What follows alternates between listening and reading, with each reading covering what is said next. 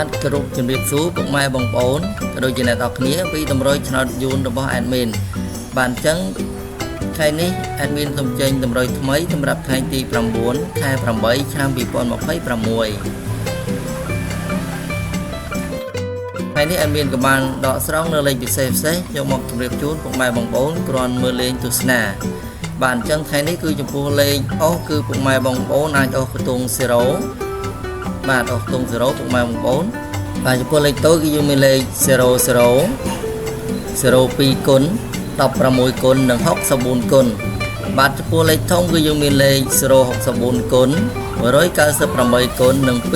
245គុណបាទអញ្ចឹងអត់មានសូមអានលេខសារថ្មីជូនពុកម៉ែបងប្អូនបាទចំពោះលេខអស់គឺពុកម៉ែបងប្អូនអាចអស់ខ្ទង់0បាទចំពោះលេខតូចគឺយើងមានលេខ00 02គុណ16គុណនិង64គុណចំពោះលេខធំគឺយើងមានលេខ064គុណ198គុណនិង245គុណបាទអញ្ចឹងចំពោះតម្រុយអត់មានថ្ងៃនេះគឺយើងមានប៉ុណ្ណឹងបាទសូមគោរពជូនពរដល់ពុកម៉ែបងប្អូននៅតំណាងល្អហើយអ្នកទាំងអស់គ្នាជម្រាបលាបាយបាយ